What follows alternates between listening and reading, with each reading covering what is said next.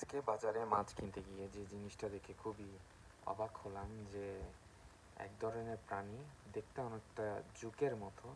এই জিনিসটা নাকি জাপানিজরা খেতে খুবই পছন্দ করে। এটা নাকি ওরা পুড়িয়ে খায়। আর এই জিনিসটা প্রায় অনেক দামি। একটা বিক্রি করছে আপনার 1200 ইয়েন 1400 ইয়েন করে, অর্থাৎ বাংলাদেশি টাকায় আপনার 7 থেকে 800 টাকা মতো পড়বে। আর এটা খেলে নাকি, আমি জিজ্ঞেস করলাম এটা খেতে কেমন। ওরা বললো খেতে এতটা স্বাদ নেই, কিন্তু এটা খেলে নাকি আপনার বাতের ব্যথা কিংবা হাত পায়ে যদি জয়েন্টে কোনো ব্যথা থাকে, কোমর ব্যথা, এগুলো নাকি সেরে যায়। তো আমি আমার মতো মাছ কিনতে এসেছি, যেগুলো সচরাচর আমি মাছ কিনি সেগুলোই কিনলাম আজকে। তো এই মাছটা হচ্ছে আজি মাছ বলে। এই মাছগুলো আমি এখানে জাপানে যেহেতু একটা একটা করে বিক্রি করে, আমি দু একটাই কিনবো। তারপরে মাছ কিন্তু আবার পিস পিস হিসেবেও বিক্রি করে।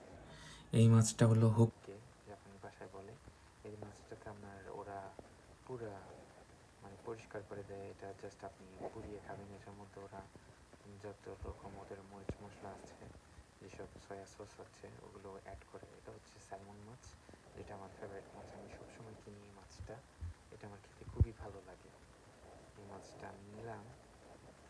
এই মাছটা বড় বড় পিস করে বিক্রি করছে আজকে, সচরাচর দেখি না এগুলো।